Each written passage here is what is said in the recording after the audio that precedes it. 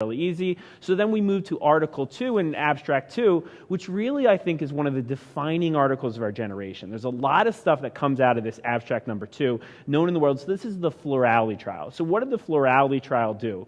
Understanding the FLORALI trial and understanding all the differences and nuances of the FLORALI trial will help us understand all the nuances and differences of respiratory support in the emergency department. So we're going to spend a little bit of time on the FLORALI trial. What did they do?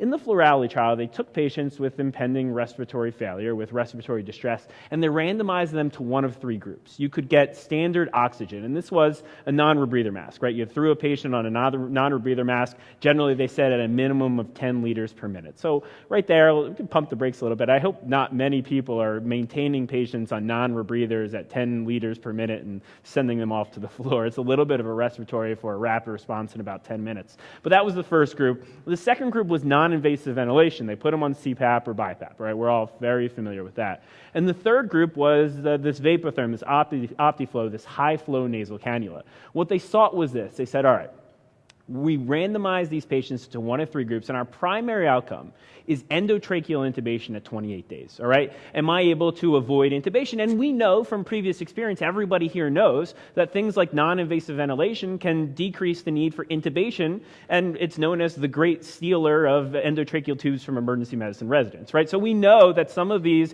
interventions can decrease the rates for intubation. So they wanted to see, is OptiFlow's high-flow nasal cannula better than one of these other interventions? And I want to spoil this for right now. There was no difference in the primary outcome. But the primary outcome here is the smallest contribution to what we can take away from the FLORALI trial. Let's look at the secondary outcomes. And I know that secondary outcomes can only be hypothesis generating. The EBM purists, I think Ken Millen is waiting in the wings somewhere to tackle me for talking about secondary outcomes. But when we talk about secondary outcomes, they're informative, they're illustrious, and they're important.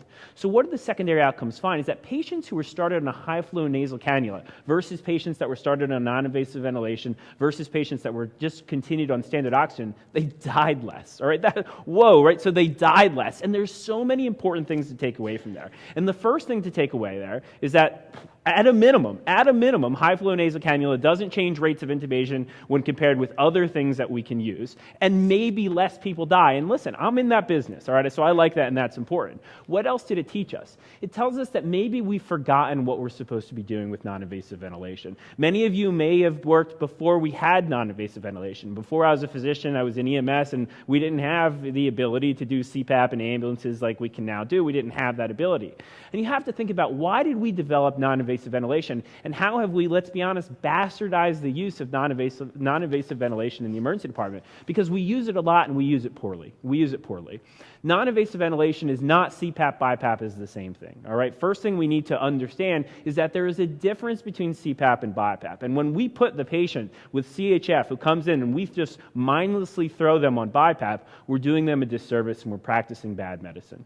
Non-invasive ventilation is a tool. It's a tool that's used to bridge patients. It can only ever be used as a tool to bridge patients. It cannot be used and say, oh, listen, you're coming in with pneumonia, let me throw you on BiPAP. That doesn't make any sense because it can only be used temporarily to correct an underlying problem.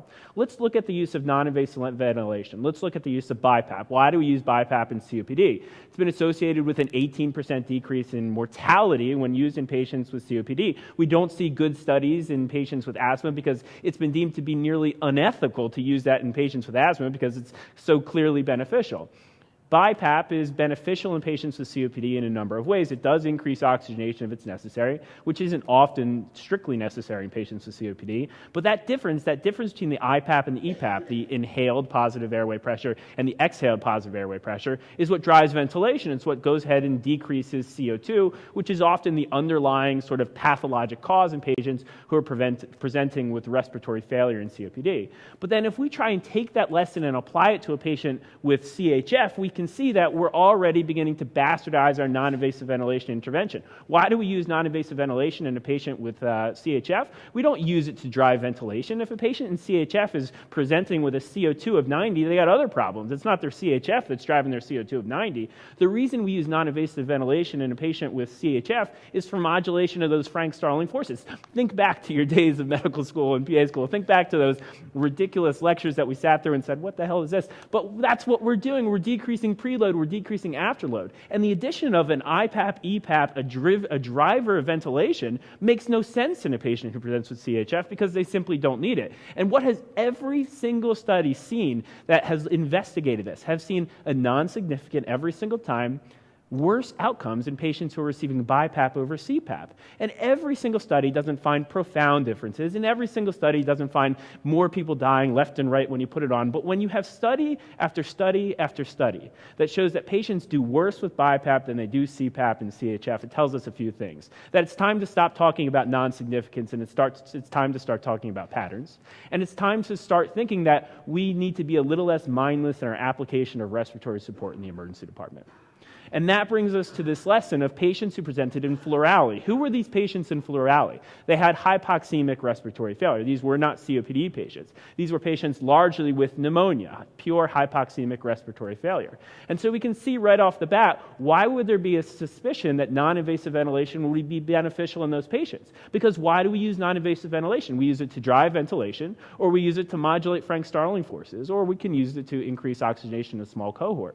But it doesn't do those things principally. It drives the Frank-Starling forces and it drives ventilation. So non-invasive ventilation never should have been considered a routine go-to in patients with pure hypoxemic respiratory failure. And perhaps the reason we saw the differences we saw in FLORALI were not because of the excellence of high-flow nasal cannula and weren't because of the excellence of standard oxygen therapy, but perhaps were because of a misapplication of non-invasive ventilation all along. Maybe hypoxemic respiratory failure, maybe high-flow nasal cannula isn't an astounding and amazing thing. Maybe it's just better than the bad things we were doing previously. And that, as we move